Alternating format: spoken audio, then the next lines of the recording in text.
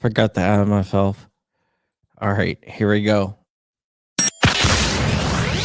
Coming to you from the Black Swan Media Studios, this is Fireside Chats, talking to the real difference makers in the world. Now, here is your host, John Crump. Hey everyone, and happy Monday. My name is John Crump. I am a writer for MLN News, and MLN News bought me this awesome mic and everything else. My whole setup is awesome. Thank you, MLN, so much. I am part of the MLN family because I am a writer. We have a Congress, an elected official, a guy running for Congress coming on. I'm not really sure where he is. I verified that he was going to come on, and I don't see him. But yeah, but I do have a guest. While we wait for him, I'm just going to go ahead and bring him on, and we'll see. It's one of the other sponsors of the show. But before we do that, as always, we are brought to you by Tusk. Tusk is the only gun-friendly cryptocurrency with 3-second processing times and lower transaction fees than credit cards. You cannot go wrong with Tusk.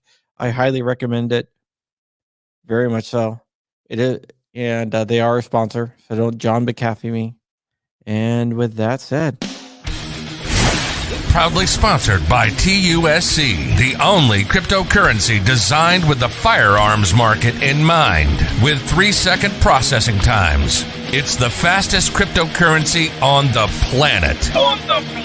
With lower transaction fees than traditional credit cards. It's perfect for your e-commerce needs. For gun guys, by gun guys. Visit TUSC.network for more information and join the digital revolution. And not only that, but we are also sponsored by my thing. So I'm not sure if that's really a sponsorship or just me plugging my own stuff. But that's what I do here, And that is Black Swan Tactical. I can't believe I almost forgot the name of my own t-shirt shop. And I hit the wrong button.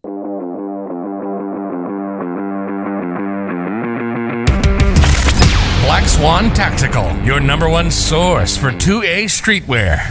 With shirts, mugs, hats, patches, flags, and more. There's always something to help you rep the 2A community. All proceeds go back into our projects. Viewers and listeners can take an additional 10% off with code CRUMPY. Unapologetically pro-gun, pro-liberty, and pro-freedom gear for the front lines of the culture war.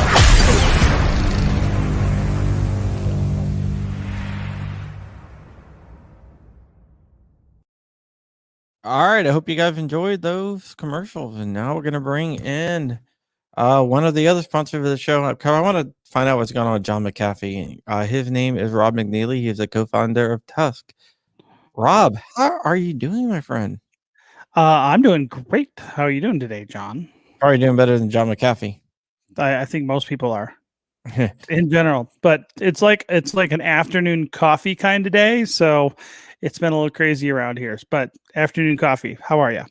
I am good. So explain to people what happens what a pump and dump is, because John McAfee basically is in charge with pumping and dumping.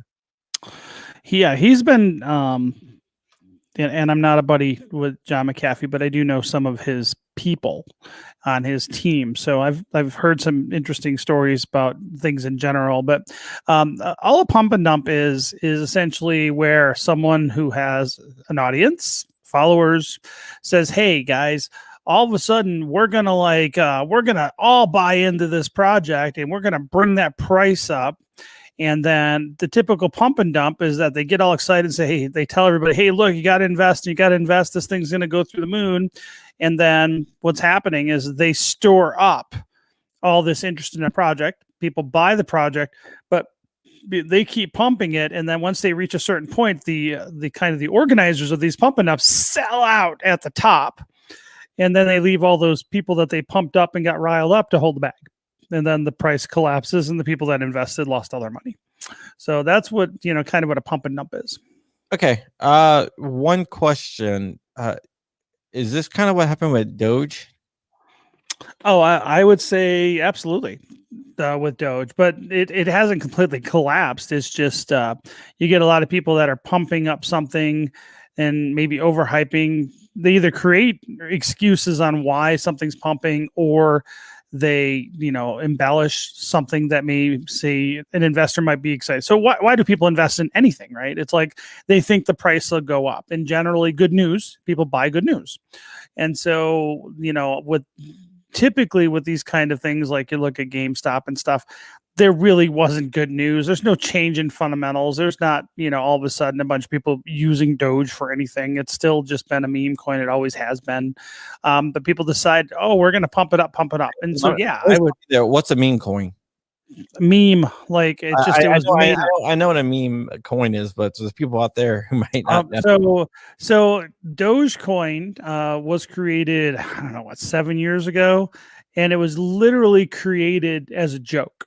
It was a crypto. It was basically a copy and paste of Bitcoin with some minor changes. They adopted this meme or this image of a Shiba Inu dog as their mascot, and people just have like created memes around this project as a joke, and now that thing's been joked into a multi-billion-dollar market cap. Oh wow, that's something that is unexpected, but I mean it happens. The power of the internet, right? It's a power of people wanting to get rich quick overnight for not doing anything. I think that's more about what it has to do. Okay, tell me the difference between what Elon Musk did and what let's say John McAfee did. Well, theoretically, at least if you believe the accusations of what John McAfee did, he was pumping and dumping and was directly benefiting from the upside. His promotion of the different coins that he worked on benefited from that. So apparently, while Elon Musk was joking around and tweeting up and supporting the mania around Dogecoin, was actually investing in Bitcoin. Yeah. And so that's kind of the interesting thing. So was Elon Musk just abusing his power, his celebrity, or I'll say leveraging his celebrity in some way? I don't know. Does he actually have a secret stash of Dogecoin that he sold somewhere through anonymous accounts? I have no idea. But we do know during that same period of time, Elon Musk bought a tremendous amount of Bitcoin to the tune of $1.5 billion worth, I heard. At the same time, he was not pumping Bitcoin, but he was talking and tweeting about Dogecoin. So I don't know if he did anything, illegal or not by doing that. All right. We have a new guest coming on. This guy is highly recommended by Trenchwork Chronicles, and if you go to Alex for Arizona, you can actually see his website. His name is Alex Stovall, and he is running for Congress in Arizona. Alex, how are you doing, my friend? Too blessed to be stressed or oppressed. How about yourself, John? I'm doing really well. So you are, by the way, this is Rob. Rob is a crypto guy. He's the founder of Tusk, which is a cryptocurrency, which kind of revolves around the gun world, the gun space. Okay. So it's a really cool thing because, the government's cracking down, and soon they're probably going to like kick all those gun guys off credit cards. Probably. I'd give you about 3 to 5 years. I'm not giving it that long. Yeah. Rob thinks it's about to go. He's also a sponsor of this show. But you are running for Congress in Arizona, the 7th district. Yes, I am. Every time somebody runs for Congress, I always start out with the same question. No matter what, why are you running for Congress? It's a great question. Well, every day I would do that. Ask myself and remind myself the same thing. I think there's about 100 reasons I could give you, but ultimately I would say integrity. We have a lot of people that are currently serving and have been appointed to support the people and be for the people, and they're not. They're solemnly for themselves. We can see that with the statistics, with the data. We can see that with the inner cities. My district, especially, because I'm very familiar with it and I grew up in the system. So with that being said, I kind of voluntold myself to get involved because there's more than enough Facebook warriors and Twitter warriors tweeting about the issues that are taking place, but no one's doing anything. So rather than jogging in place, I decided to jump in the race.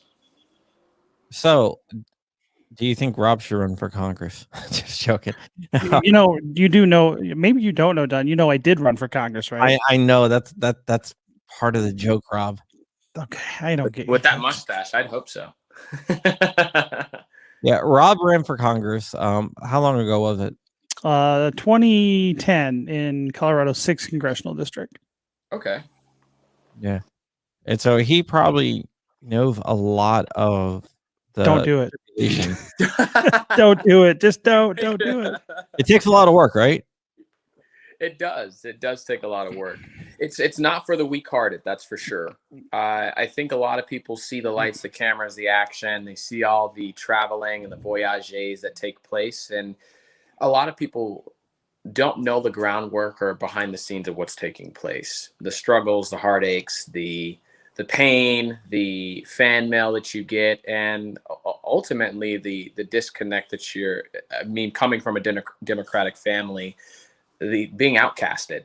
And I actually think I'm ridiculed more and harassed more for running for Congress than I have been in any other extracurricular or any other political platform that I've been on. So it's really interesting to see just how much backlash you get. Yeah, you get tons of backlash, I can imagine. I talked to a lot of people running for Congress, and I also talk to sitting senators and sitting Congress people all the time. And Well, the amount of work that it takes is just amazing. It takes a family to be able to maintain this type of momentum and this type of movement, if you will. One person can't do it on their own, and anybody that tells you that they're doing it on their own, they're either a liar or they're brain dead.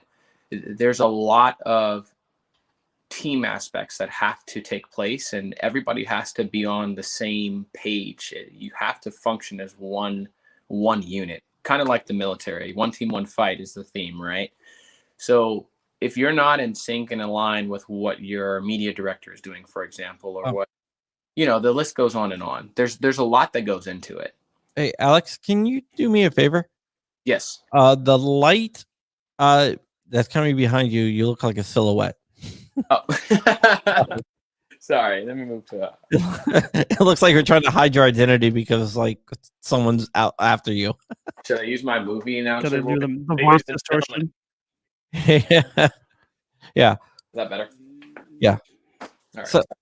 So Rob, what was the biggest challenge of when you ran for Congress? Raising money. Raising money. Would you agree with and that? getting in debates. So, are you running as a Republican or a third party? Republican. Gotcha. So he won't have the problem getting in debates. So, so I ran as a third party libertarian candidate. We raised, I think, 28,000, and that was my first time running. But there was 3 debates between the Dem, the Republican, and they voted to keep me out of 2 of them. And the one debate that I was in, I won against a standing congressman and the Democrat challenger. So for me as a third party candidates, get no love and no respect anyway. So it was interesting though. We were doing pretty strongly. Like we actually ran a solid race for a third party because we did actually raise some money and we were actually campaigning and we found with our race, the biggest thing was the GOP and the Dems just didn't want us to even play in the garden with them or in the sandbox with them. So I was told that if I would have dropped out of the race, that they would, the GOP in the region at the time were willing to support me for a local House race, like the following year. So I thought that was interesting going through that process. But I think it's different when you're Did Rob just, running as a Republican? Is Rob locking up on you too? Because you don't. All right. I think he's Yeah, locking up. I think he's lagging out. Yeah. What was the biggest challenge that you have faced so far? Honestly, I would say fundraising as well, and getting people to be active and support the movement. A lot of people that I've interacted with over the last couple of weeks have a an internal battle. I would say it's personality versus policy, and I've done a lot in my community, and I've done a lot just because I've moved so much around, and they know me as that person. They know me as the athlete. They know me as the guy that was in a movie or whatever it may be, but they don't know me as a political activist. So it's bittersweet for them, I think, and to speak about controversial topics that are currently going, such as illegal immigration and finishing the wall. It's hard for them to kind of accept or have a conversation with me because most of my friends, for the most part, are Democrats or liberals. So it's been very interesting to see the support on a lot of spectrums, but I think in more counts than I'd like to give credit for the pushback to support me and believe in the movement that I believe, because ultimately I'm all for taking care of inner city communities and taking care of the kids. They're kind of swept under the rug. A lot of people talk about how they're going to help the inner city kids, how they're going to work with public schools and things of that nature. But at the end of the day, the public schools haven't changed. Ask me what I learned in North High School. That's on Thomas and downtown Phoenix. Probably hardly anything. Right.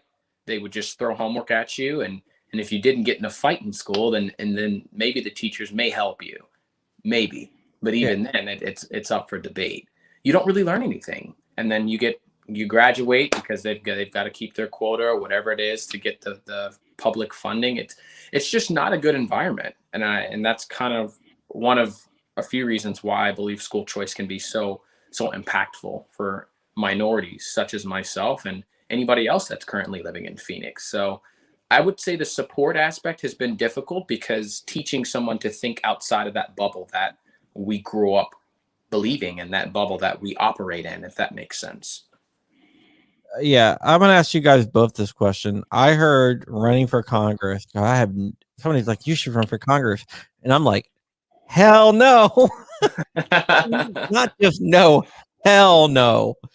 But I heard that it's like kind of like a calling. Like no one really wants to run for Congress. I'm sure that people are, but people who actually make a difference and do good, they don't really want to run for Congress. They're just called to run to Congress. Would you guys agree with that? I think that lots of people want to run for Congress because they crave power, and they're usually psychopaths, and they're usually the least. They're usually the last people you want in power. I'm talking about I think people that actually make a good difference, that do good in Congress. When I say do good, I'm talking about like do good for the country. Right. I think we have so few examples of that, to be honest. I think ultimately, I'm very nihilistic about the political system in the United States. I don't believe it can be fixed from within, from without. I don't think it can be fixed. I think our culture is too tainted, and I think the corruption in politics is way too entrenched and too deep. I don't think you can vote your way out of the problems of our nation at this point because the problems are cultural in their culture. Our culture is tainted, and I think until we fix our culture, we're never going to be able to fix politics. What's your response to that, Alex? I'm more of an optimist in that sense, and it could just be because of my faith. I think that draining the swamp, as many would articulate it in that statement, I believe that there are a lot of Republicans and a lot of Democrats and a lot of libertarians or whatever political bracket you want to put yourself in that excuse me, are spending more time trying to leave a footprint rather than laying a foundation. And until we get out of that footprint mindset and we get into the foundational mindset, I'd have to agree with Rob. There's no hope. But my hope isn't founded in the Republican Party, the Democratic Party, or whatever other party you want to affiliate yourself with. My hope is found in God. And I believe that he's a redemptive God, and he can reform and restore everything. So I have a very optimistic approach to that, just because my faith is just so rapidly intertwined with my heart and just my experiences. So in some senses, on the realist side, those who aren't actively pursuing Christ, I would say Rob is exceptionally correct. But in some senses, if you're looking at it from a biblical theological perspective, the conservative values that we were founded on, I would disagree. I would say absolutely not. Anything can be fixed. Now, to get these deep roots pulled out of the core foundation of our country, it's going to take some work. And good thing I bought a weed whacker with me and some weed killer, because I'm young and I've got the time. So I'm whatever it takes. I don't care if it takes my entire life. It's got to get done, because I'm going to have kids. I don't know if Rob has kids, but it's about the future generations. As a American man, you want to lay a foundation or leave this world better than you found it. That's what your legacy should be built on. Not about what type of clout, not about what type of political party, not about what power, not about how much money you raised. It's about taking care of the people and being the people's people, not your own person. When you adhere to the constitutional values and you want to be for the people, that it means exactly what it means. Your policies that you implement have to impact the people in a positive way. And if you're just jogging in place and you're just kind of under the radar, just funneling money, you're right. People like me are going to hold your feet to the fire and call you out and get you out quick, fast, and in a hurry. So I agree with what Rob is saying in some senses, but I would say have faith in me, Rob. Well, I think we have a contrast of the jaded the jaded former candidate and the current candidate. Well, understand. I was John. You may not know all my political creds, but I was actually very involved in Colorado politics and in Wyoming politics for years. Yeah, I know. And actually had quite a lot of wins, including changing the constitution of the state of Colorado. Yeah, I've worked on a lot of projects and a lot of campaigns at both local, state level in multiple states. So yeah, it's not that I just ran for Congress. I knew understand. I absolutely knew I had no chance of winning as a third party candidate. So I was not like deluding myself, like I'll be the one. No, I knew we weren't going to win. It was actually an interesting exercise. But I have worked on a lot of other campaigns where we did win and get people seated. I just think that ultimately, I don't think Alex and I really disagree. I think we have different levels of experience, maybe. I think that's great. People have to believe in something. And I believe that it's important that people do have principles. And if it's rooted in his faith, hey, more power to you, brother. I totally have respect for that. I think ultimately, though, we're not talking about, angels right now. We're talking about humans and all their faults. And I think ultimately the game is so rigged and so powerful, and the allure of power to Washington, and even at the state level, but even when you get to Washington, you get groomed for those positions. And I think ultimately the temptations is so hard that I don't think most humans can actually resist them. And I think that's because there's so much money and so much power throwing at people that want that job. And that's why if you had to look at the current whatever political party, the entire spectrum, and look at the politicians that are seated right now, you might be able to pull up one or two or three that you might actually think, based on the outside appearance, that they have real ethics and principles. And these are people that are well educated. These people are worldly. These people that have advanced degrees.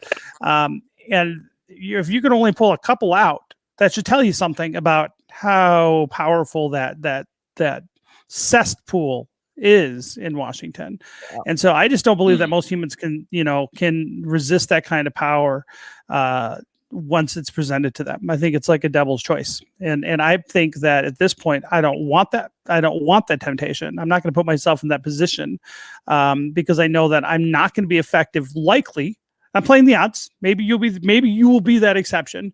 But I think if you play the odds, I think the fact is that the system is so corrupt, and that corruption has been entrenched for decades and decades and decades. We're talking probably at least 100 years. You are not, as a new freshman Congressman going to fix that? I'm glad you're trying. You got to start. You got to start somewhere. I agree, but I think people should focus on their local governments, because I think we lose most of our rights at the local level, and rather than the federal. And when people start talking about the federal level, I would rather people focus on being on city council, because that's where you're losing all your property rights. That's where you're losing all your tax money. That's where you interact with government and law enforcement the most. It's the local level. That's where you lose your property rights. That's where you're paying all the taxes, go mostly to the local level. So I would say, if you want to make a big difference in the world, is start taking over city councils, and then take over your state governments, and then you have power.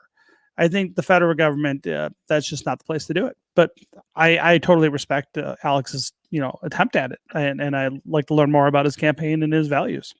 Yeah, let's get into your values a little bit. All right, you can go ahead and respond.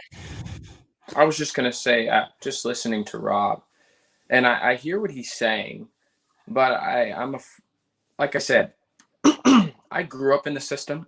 I'm very familiar with the system. And as John said, I believe, outside of belief and outside of my personal opinion, it is something you're called to.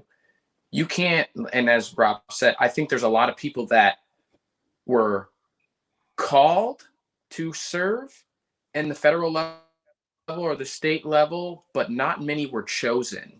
Anybody in their right mind is not going to run an office in a federal race, a city race, a state race, or any type of race willingly. Not an authentic, real, tuned, fine, molded leader. Leaders are born, in my opinion. You're not born a Democrat. You're bred a Democrat. You're born a conservative, in my opinion. So when I think of, do I think it's a calling, or is it something you do for a career choice? I'd have to say it's definitely a calling. The amount of stress, the weight of the world is essentially on your shoulders. You can't do this with unless you're a devil worshiper. You can't do this with a conscience that's clouded, if that makes sense. And that kind of goes into what Rob was saying, how you may be able to make some choice, some impact, or some type of movement, but as a freshman, you're not going to change everything overnight. So I agree that's by no means is that my intention, Rob. But like I said, I'm laying a foundation to start a movement that's not just going to end with me, much like Trump did. He started a movement. So here's a question. So do you believe in term limits for congressmen?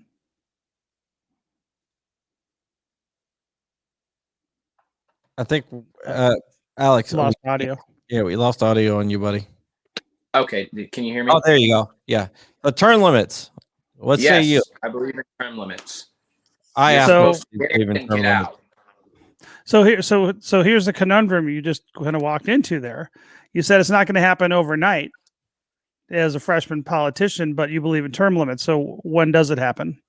If you're term limited out. Well, I think it means if we start term limits would actually help. Because while you're in office, so you should be walking alongside somebody to teach them what you're doing. That way they can pick up the torch. And then there's no reason for you to stay there forever. Your cup overflows for what? So you can pour into somebody else. As a leader, as somebody who's in a position of power or political authority, you should be mentoring somebody. So you should never have a shadow of a doubt in your mind that, oh, what's going to happen when I leave? No. I know. All right, I want to get into a little bit of your campaign, your platform. I want to get into a few different issues. I'm going to start with guns because guess what? What type of show we are? A gun show. What is your stance on the Second Amendment? Because that's what really matters to me. And I know there's some people from Arizona that are going to be watching this, including like AZCD, people in the Arizona Citizens Defense League. So what is in GOA as well? My stance is come and take it. That's my stance. Take it. That's a good stance. So you don't believe in universal background checks? I'm sorry? Universal background checks? I mean, if you don't have a felony, I don't really see why we're going to spend that money to do that personally. All right. How about stuff like assault weapons bans? I take it no. No, because I've got ARs. All right, that's a good thing. How about if I said I want to repeal the NFA and get rid of it so everyone can own machine guns? Yes. So here's the thing. That's a good I think a lot of people would be a lot less against guns if they came and shot. So if you are in Arizona and you're a guy that likes guns, come shoot with me. If you have a friend who's a freedom-hating Democrat or a liberal that thinks guns are evil and that guns kill people, but we all know if you have half a brain that people kill people, come shoot with us. Come see. It's a lot of fun, first off. And second off, it's a great skill to have. It's like riding a bike, in my opinion. So I got a question. What do you do with freedom-hating Republicans like Donald Trump that, wants to put people in cages for owning bump stocks? Well, my response would be, who built those cages?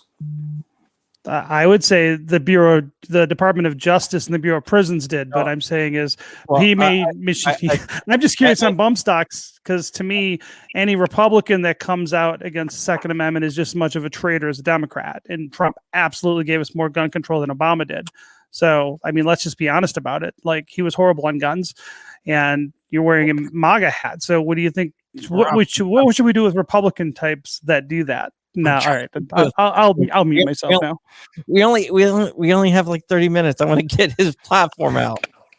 Sorry. He's got my email, and I want to respond to your question. So at another time, I'd love to answer that. Yeah, fair enough. I'll give you guys emails. I'm trying to get his opinions, Rob. It's not a debate. Well, you got me to talk. I'll just mute me. I know. No, I like it. Don't get me wrong. No. What I'm saying is, how about this? I'll bring you guys both back in next week. I'm booked up this week. If you guys are up for it, and we can have this like little debate after we get it. But let him talk already, John. No, let's do it. How do you respond to Rob? Go ahead, Alex. My response to Rob is, I'm not going to allow one person to decipher or define me wanting to keep America great. The theme and the slogan, the weight that's behind it, is why I wear this hat. I am very, very adamant and very, very pro-gun. I'm very, very constitutional, very conservative, red-blooded Republican, and a veteran. I want to keep America great. I want my kids to have the same freedoms as me. So I wear the MAGA hat for one of a million reasons. But the one reason that I would say I'm wearing it today is because I truly feel it in the depths of my soul to keep this country free. If our lights go out, everybody else's lights go out. So outside of what Trump did, he's a man just like anybody. He's not perfect. He's not going to do everything correct, but that's why I'm running, so I can pick up where he left off. So I'm not going to badmouth the president. He did a lot for veterans. And you are a veteran, right? I am. I'm a disabled veteran at that. There's a lot of reasons why I support Trump and why I support keeping America great. We needed somebody like him to help us. I got more raises when Trump was in office than probably the whole 8 years I've been serving in the military. Yes, I'm still serving as a chaplain. All right, let me ask you, what do you think about bump stocks? Bump stocks. Yeah, it's the thing that Trump banned that, according to Democrats, simulate automatic fire. I don't know enough about bump stocks. I'm a day trader, but I tend to steer clear of those. No, but they're illegal. Trump made them illegal. That's what Rob was asking.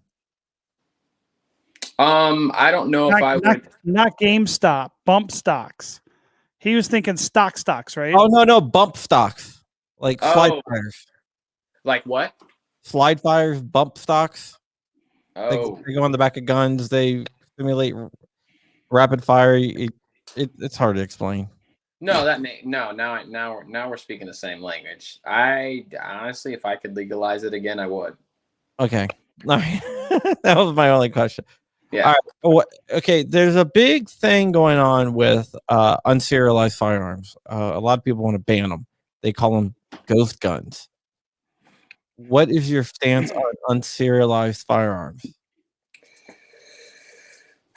Now, I had a gun that was stolen from me many moons ago, and generally those guns will end up in the hands of not the nicest people.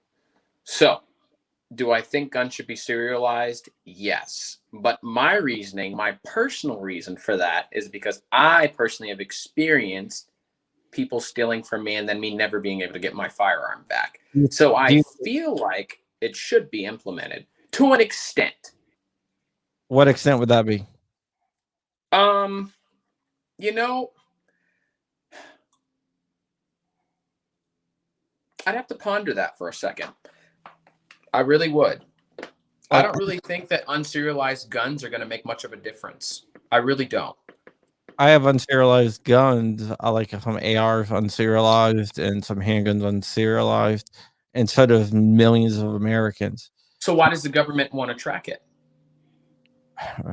Because they want control, so they can. Absolutely. So if you have unserialized guns, do you think I'm going to twist your arm and tell you need them serialized? Absolutely not. That's our freedom. That's our right. Yeah. So you would not back a law saying all guns need to be serialized. No. You're just saying that, and you would like to have guns serialized in case they get stolen for you, but not requiring it. I'm not going to require somebody to do it. No, that's a personal preference because of my personal experience.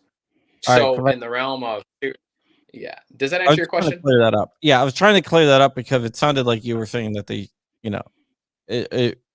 Rob, am I right? No, I'm not going to tell another American federal. Yeah, I'm not going to tell another soldier that he needs to have the government track all of his guns. First off, it's not the government's business what I do with my guns and how many guns I have and where I've purchased them. If I don't have unserialized guns, it's America. It's not China, at least last time I checked. Okay, Rob, have any other questions? Nope. All right. Let's get into some not anti-gun. What the hell am I talking about? Some other than gun topics. The border. You're in Arizona. There's a big issue on the border in Arizona between Mexico. Finish the wall. So you would finish the wall. You're for the wall. Yes. Let me ask you another question. You said that Trump wasn't perfect. Can you give me some examples on some stuff he wasn't perfect on? I wish he would have done a little bit more for the Second Amendment and gun rights. What would you first thing that comes to mind. What would you like to have seen him do? Well, probably not putting laws or regulations on firearms and butt stocks or bump stocks, as you guys called it. Okay. So that would be one of them. All right. Yeah, I want machine guns. People ask me like, what's my opinion of the Second Amendment? I said, if I could, I would have a fully working tank in my driveway just because I want it. And you'd have to let me know so I could come shoot it with you. No, I don't. I'm going to shoot some tank guns very shortly. Actually, on Thursday, the guy that we have on the show is Glenn Fleming. He owns Drive Tanks, which is in Texas, which I'm going to go out there, drive some tanks, fire some tanks because they're fully working tanks, fire some miniguns and stuff like that. Alex is representing District 11. What counties does that include? District 7. District 7, yeah. Mike Bryant apparently is moving to Arizona.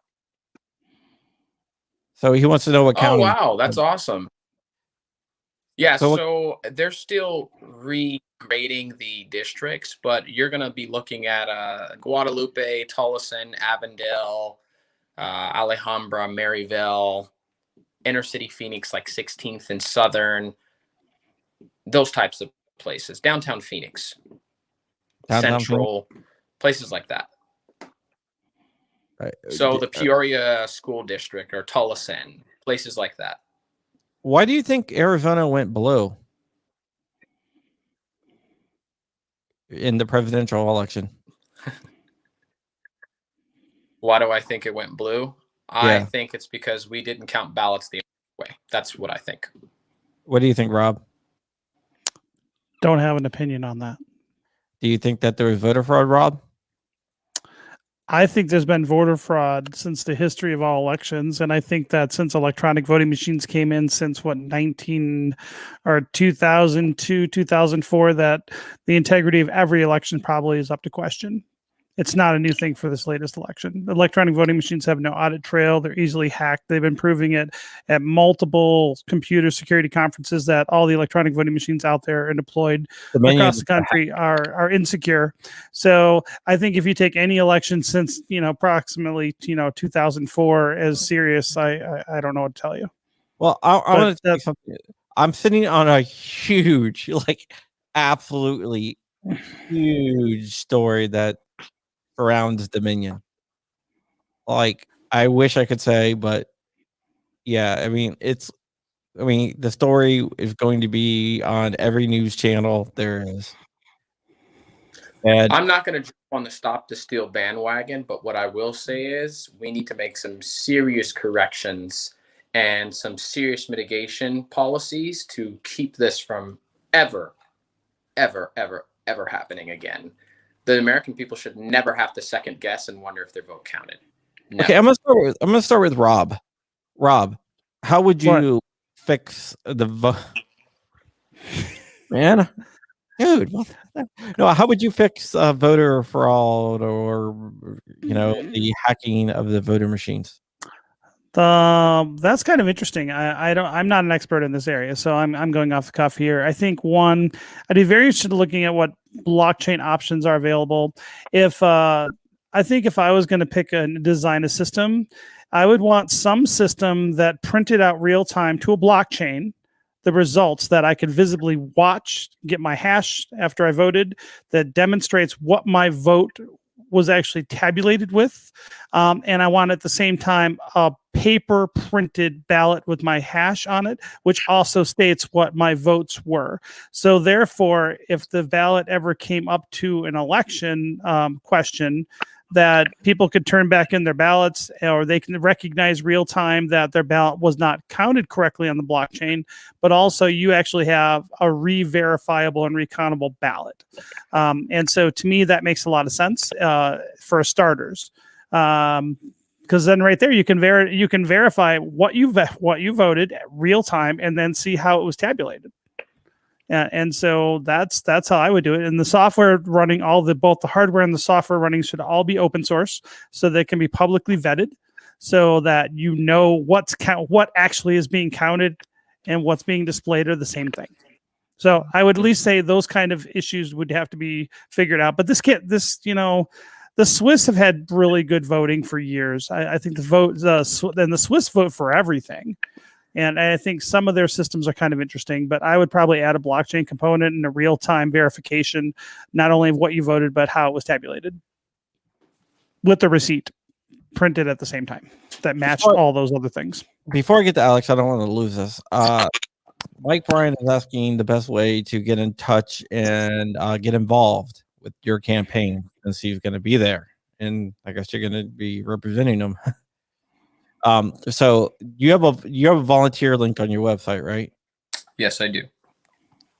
Yeah, alexforarizona.com. And if people want to volunteer, they just go there. I'm getting asked that, so they can just go there and fill out volunteer. Yes, and then somebody from my team will reach out to connect with you. There you go. All right, now Alex, I'm gonna ask you the same question. How do we fix voter fraud?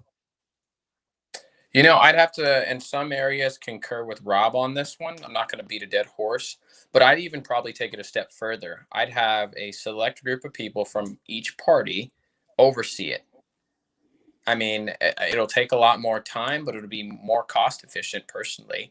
And yeah, you're going to have people that say, oh, well, how can you trust people? How can you trust man? Well, if I had to put my faith and my confidence in something, it's not going to be a machine.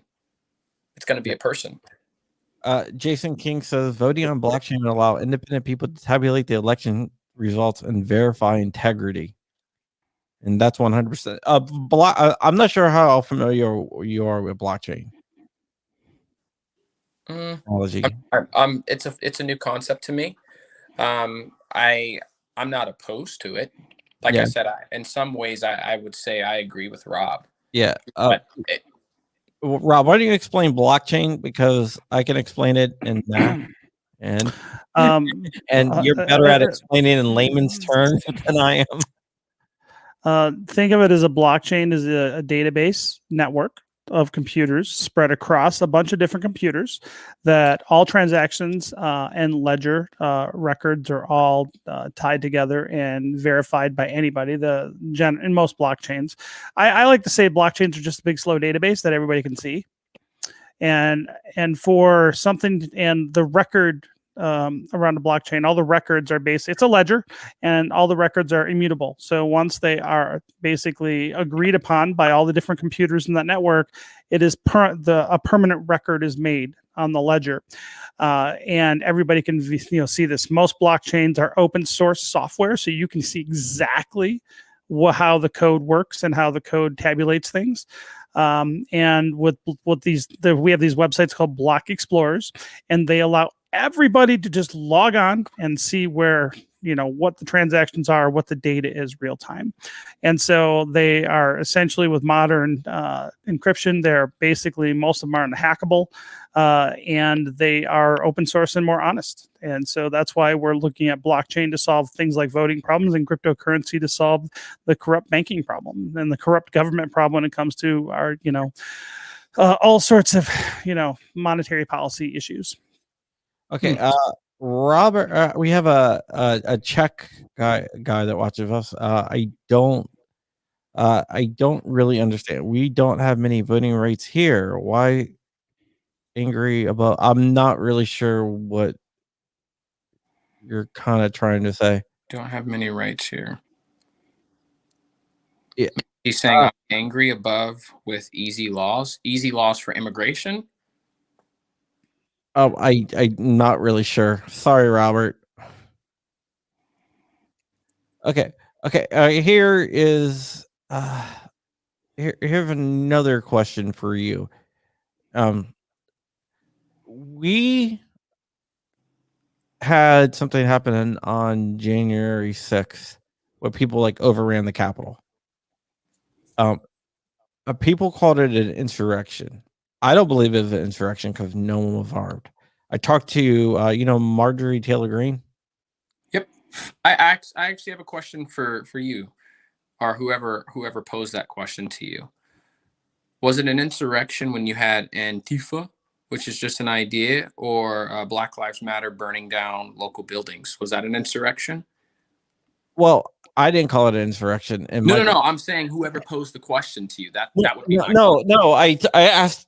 I talked to her because they were saying, she supported insurrection. She said, no, I didn't support anybody raiding the Capitol, but it also was not an insurrection, and I agree with her. So I wanted to see what your opinion of it was. It an insurrection or not?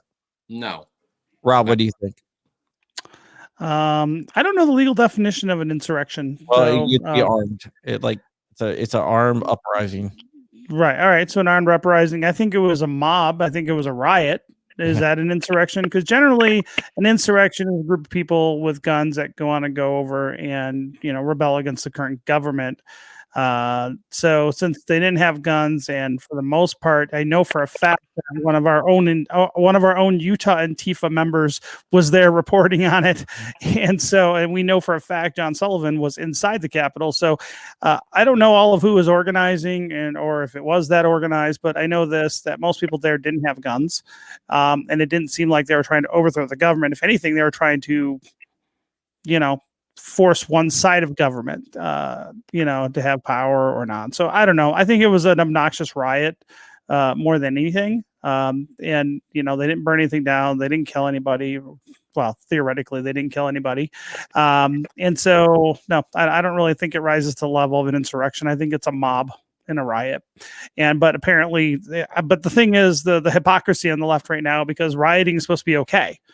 Right. And that's how you solve your problems, apparently. So the fact that there's so much hypocrisy around how they're responding to the riot, I think that's ludicrous. And I think most people see it as, nonsense that it is.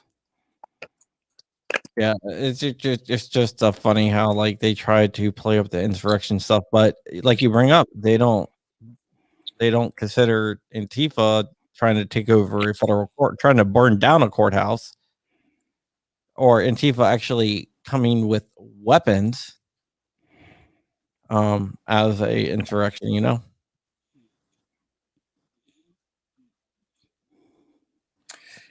Yeah, I think we have to remember that words meant things now. Um, it's that's a really strong, bold claim. Words have always meant things, and I think we've desensitized ourselves to a lot of definitions and a lot of words. So to call it an insurrection, that's a pretty strong word. Are you open to increasing the number of immigration courts and ports of entry to make legal? Yes. To answer your question, Walt, I am. I do think that there's a lot of bureaucracy to help. There's no front door. That's the short version of it. We need to create a process that is more simplistic than what it is now. It shouldn't take you years to get into the United States. But with that being said, we've got to tighten it up. We can't have this chain immigration thing going on, and we know how the cartel works. I was born in Tucson, and they're not the nicest people. They will use you and abuse you and do whatever they can to make sure they can traffic their fentanyl. Now that we've legalized marijuana, so they're just going to have the next greatest thing, right?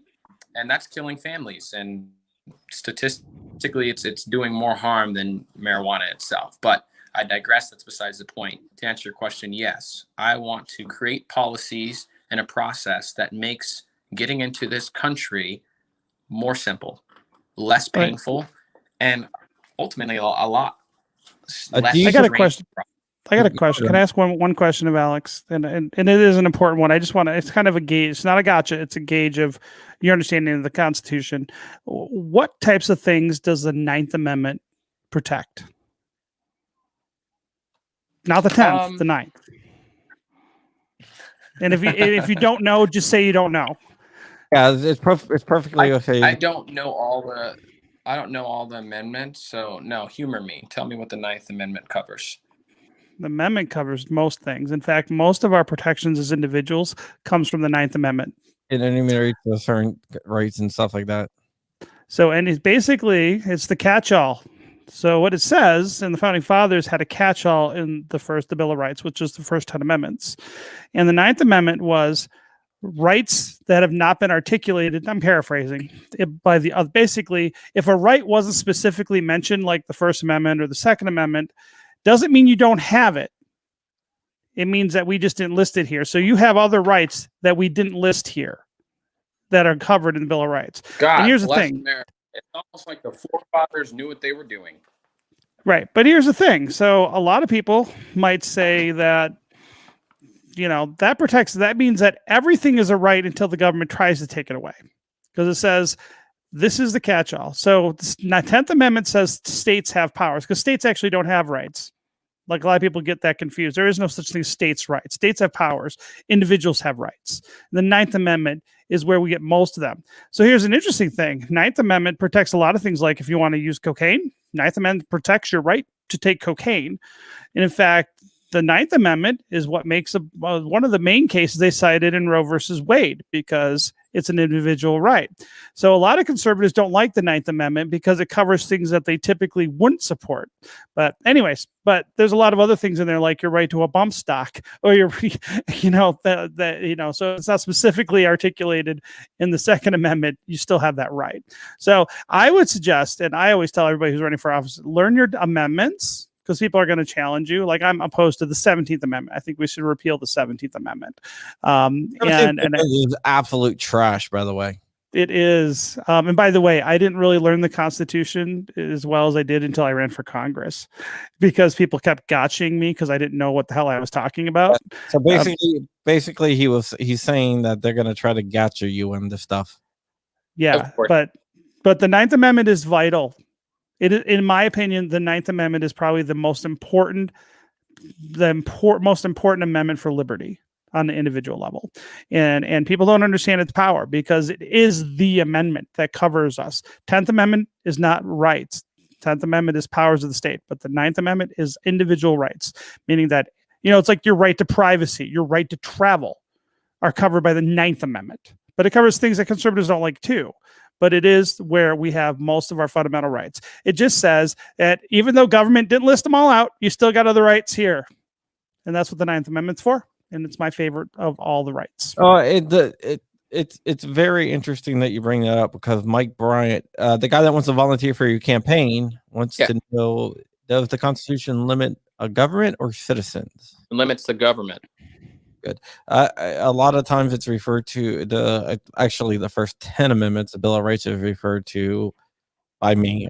I'm not sure about anybody else, but by me at least, as a document of negative liberties, because it's not like negative liberties against people, but negative liberties against the government. It says these are not. It acknowledges rights. It doesn't actually give you rights. Right. Would you agree with that? I do. Okay, one other question, then we're gonna get out of here, and this has to do with crypto. We have Rob on, the founder of crypto. What's your opinion on cryptocurrency? I've got conflicting feelings about crypto. I'm a day trader. I've been day trading for a while. So my only reservation that I would have against cryptocurrency would be simply this: if somebody in the government can get a hold of managing or overseeing cryptocurrency, and they can easily just flip a switch and say, actually, we're going to take away your currency status until you do X, Y, and Z, or go into the police. So if the government gets a hold of crypto, I think it can be really, really bad, really, really fast. Yeah, technically, I don't think they can. Maybe passing laws against crypto. Oh, they can try to regulate it into the ground. Technologically, though, it's merely impossible. Yeah, so I mean, I don't think that should be a major concern. Other than that, that's the only concern I have, because that wouldn't be good. All right. Oh, one other question. Sorry. How'd you meet Devin? I met Devin at CPAC. Rob knows Devin too. Yeah, Devin's good people. He's I love Devin. very similar backgrounds, and we come from similar stories. Yeah, Devin's my little protege. You can tell him I called him my little protege too. I'll be sure to let him know that. No, Devin's doing amazing things, and he's somebody I would call somebody who's doing exactly what God called us to do. People. He's being the hands and feet. He's helping inner city communities, kids that struggle with trauma. He's doing a lot, and I really don't think he gets the credit that is really due him. So I have to actually applaud the amount of work and the amount of time that Devin's investing and the communities for the kids and those that are struggling with the trauma and the things that take place in the inner cities. So I think he's great, man. I really have a lot of love and compassion and respect for what he's doing. Yeah, Black Swan Media sponsors Devin, and Tufts might be soon. We're talking. Yeah, Black Swan Media is my little company here. Yeah, podcast, YouTube stuff, t-shirt sales. I even designed a shoe. Really? Yeah. You got to send me some stuff, man, so I could represent. Yeah. I will do that. But yeah, with that said, we've been on for an hour. I want to thank you so much, Alex. I'm going to give you the final word, but everyone can find me at crumpy.com. That's crumpy.com. crumpy.com. I also have a Patreon, patreon.com/John Crump. I make a bunch of content. And if you haven't seen my other channel, go over to John Crump News, and you can watch all my interviews. I have one with Ahmed Brown, the Democrat out of Philadelphia, on the ever-going saga of ghost guns, which is crazy. Also, remember, use code Crumpy at Black Swan Tactical to get 10% off. Hit that thumbs up, like, comment, and subscribe. Always check out Tusk. Tusk is the only gun-friendly cryptocurrency with 3-second processing times and lower transaction fees than credit cards. MLN.com. And if you want a VPN, go to crumpy.com/VPN and sign up for NordVPN. Everyone needs a VPN. Don't you agree, Rob? I do, and I do run one I like it. everywhere on your phones, on your iPads, tablets, computers, you name it. Oh, yeah. Oh, yeah. Always. Yeah, and that's why I actually got to deal with Nord, give people some time off. G-Reb said, thank you for running. I thank anyone for running. It's one of those times where it's just like, you know. Also, good luck in AZ. VA Wolf said, and with that, I'm going to hand it over to Rob. Rob, go ahead and give your plugs. Since Alex is the newest guest, he gets to go last. Well, I'll just say, I may disagree on some of his, positions on things, but I do also respect people who go through the trials of trying to get elected. And one, it's a good education. And I think you'll learn more about our government. If you're doing it right, I think you'll learn a lot more about our government and the Constitution, how things probably should work, than if you don't run. And so I think everybody should see how that sausage is made. So, high five to doing that. I'm never going to give someone a hard time about it. And secondly, you already gave us our little plugs, but hey, just go to TUSC.network, TUSC.network, TUSC.network. We are an open source, decentralized cryptocurrency project, kind of focusing on solving the mass adoption problem in crypto by solving the payments problem in the 2A space. Oops, sorry. That, you could have let it go. That would have sounded like a good, almost like good timing on that. Yeah, but that's for my other podcast. Thanks for having me on today, John. All right, no problem. Alex, go right ahead. You are up with the final word. Thanks for having me on today. I look forward to working with you guys and getting whatever insight you can give to me as I press on through this journey. And for those who want to get involved, it's alexfrorarizona.com. You can find me on Twitter, Alex N. Stovall. You can find me on Facebook and Instagram as well. Alex for Arizona for Instagram and Alex Stovall for Congress on Facebook. And thanks for having me on again. I look forward to laying this foundation. All right, thank you. You've been watching Fireside Chats with John Crump, a Black Swan Media Group production. Like, comment, share, and subscribe. Tune in every week for a conversation with the difference makers in the world.